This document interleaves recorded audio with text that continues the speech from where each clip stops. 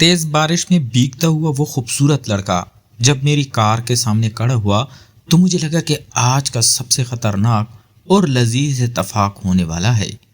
कहानी बारिश की मुलाकात। वो तकरीबन 20 साल का लग रहा था। उसका चेहरा इंतहाई दिलकश था। भूरी आंखें जो बारिश की बूंदों से चमक रही थी, नरम और घने बाल जो गीले होने की वजह से पेशानी पर चिपके हुए थे। उसका जिस्म पतला मगर मजबूत।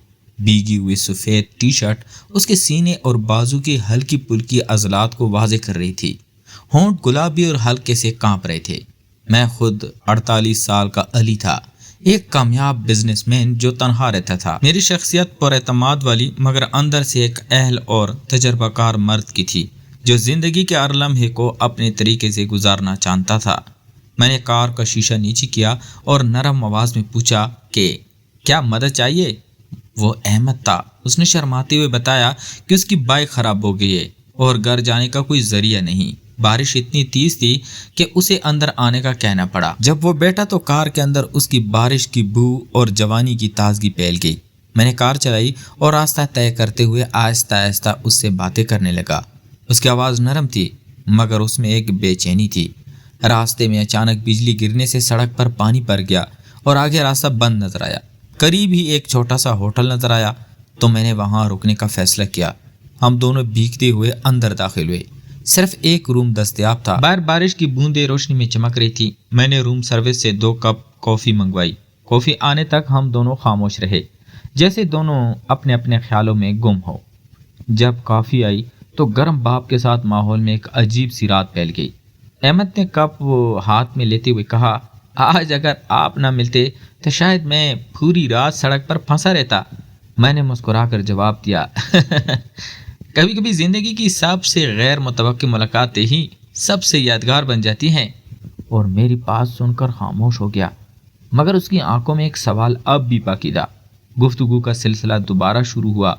उसने अपने वालिदैन, पढ़ाई और मुस्तकबिल के ख्वाबों के बारे में बताया, जबकि मैंने कारोबार, सफ़र और ज़िंदगी के तजर्बात की चंद दिलचस्प बातें सुनाई। वक्त गुजरता गया और बारिश रुकने के बजाय मज़ीद तेज़ हो गई। अहमद खिड़की के करीब जाकर बाहर देखने लगा। उसने आहिस्ता से कहा, बारिश में वक्त जैसे रुक जाता है। मैं भी उसके बराबर जा खड़ा हुआ और बोला, शायद इसलिए कुछ रातें हमेशा याद रह जाती हैं। दोनों ने एक दूसरे की तरफ देखा, फिर नजरें हटा ली। खामोशी में भी एक अजीब सी गुफ्तगू जारी थी।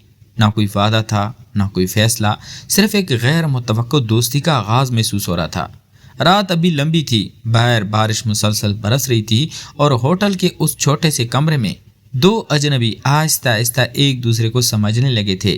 किसी को अंदाज़ा नहीं था कि ये महज एक इत्तफाकी मुलाकात है या किस्मत की लिखी हुई एक नई कहानी का पहला बाब। बारिश की बूंदी खिड़की पर मुसलसल दस्तक दे रही थी और मुझे यूं महसूस हो रहा था जैसे आने वाली सुबह अपने साथ कोई ऐसा राज लाने वाली है जो हमारे दोनों की जिंदगियों का रुख हमेशा के लिए बदल देगा। रात मजीद गहरी हो चुकी थी मगर बारिश की रफ्तार में कोई कमी नहीं आई थी। खिड़की के शीशे पर गिरती बूंदें एक ऐसी धुन बना रही थी जो खामोशी को भी खूबसूरत बना देती थी। अली ने कॉफ़ी का आखिरी घूंट लिया और मुस्कुराते हुए अहमद की तरफ देखा।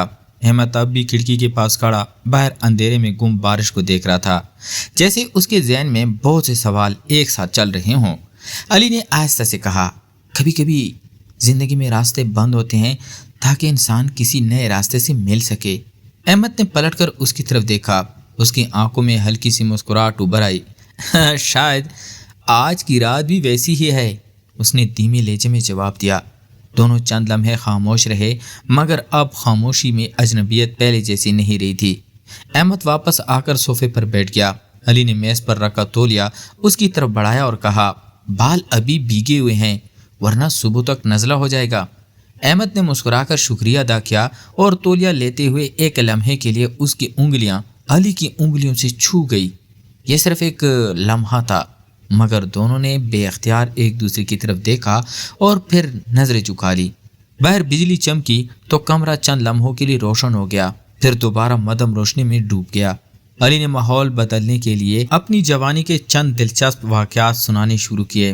अहमद हंसता रहा, कभी हैरान होता और कभी सवाल पूछता। वक्त का एहसास जैसे दोनों से दूर हो गया था। अहमद ने कहा, آپ سے بات کر کے لگتا ہے نہیں کہ ہم پہلی بار ملے ہیں۔ علی نے مسکراتے ہوئے جواب دیا، کچھ لوگ برسوں تک ساتھ رہ کر بھی اجنبی رہتے ہیں اور کچھ لوگ چند گھنٹوں میں اپنے سے لگنے لگتے ہیں۔ یہ سنتے ہی احمد خاموش ہو گیا۔ اس نے صرف ایک ہلکی سی مسکراہٹ سے جواب دیا، مگر اس مسکراہٹ میں بہت سے انکہے جذبات چھپے ہوئے تھے۔ بارش کی آواز اب پہلے سے بھی نرم محسوس ہو رہی تھی۔ دونوں نے کھڑکی کے پاس کھڑے ہو کر شہر کی خالی سڑکوں کو دیکھا، جہاں صرف روشنیوں کا عکس پانی میں جھلملاتا ہوا دکھائی دے رہا تھا۔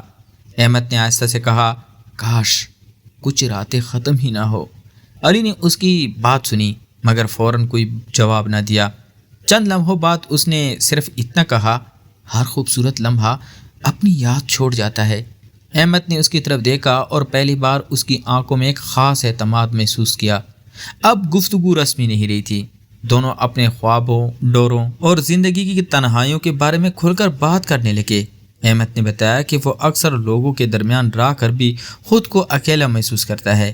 علی نے دھیرے سے کہا، شاید اسی لیے انسان کسی ایسے شخص کی تلاش میں رہتا ہے جو اسے سمجھے بغیر زیادہ سوال کیے۔ احمد نے اس بات میں سر ہلایا۔ وقت گزرتا گیا، گھڑی نے آدھی رات پار کر لی۔ کمرے میں صرف ایک ہلکی سی لیمپ کی روشنی تھی اور بارش کی مسلسل آواز۔ ماحول میں ایک عجیب سا سکون تھا، جیسے دنیا کی تمام جلدی اس دروازے کے باہر رہ گئی ہو۔ دونوں نے فیصلہ کیا کہ کچھ دیر آرام کر لیا جائے تاکہ صبح موسم صاف ہونے پر روانہ ہو۔ سونے سے پہلے احمد نے مسکراتے ہوئے کہا، آج کی رات شاید میں کبھی نہیں بھول سکوں۔ علی نے جواب دیا، کچھ ملاقاتیں یاد رکھنے کے لیے نہیں ہوتی، وہ خود ہی یاد ہو جاتی ہیں۔ دونوں نے ایک دوسرے کی طرف خاموشی سے دیکھا، پھر ہلکی سی مسکراہٹ ان کے چہروں پر آ گئی۔ باہر بارش اب بھی برس رہی تھی، مگر اندر ایک نئی دوستی، اعتماد اور انکہے جذبات کی ایک نرم سی روشنی جنم لے چکی تھی۔ اس کا اصل امتحان شاید آنے والی صبح لینے والی تھی۔ رات کے آخری پہر اچانک دروازے پر 3 زوردار دستکیں ہوئیں۔ احمد اور علی ایک ساتھ چونک کر اٹھ بیٹھے۔ اس وقت کسی کے آنے کی کوئی وجہ سمجھ نہیں آ رہی تھی۔ علی نے احتیاط سے دروازے کے قریب جا کر پوچھا، کون ہے؟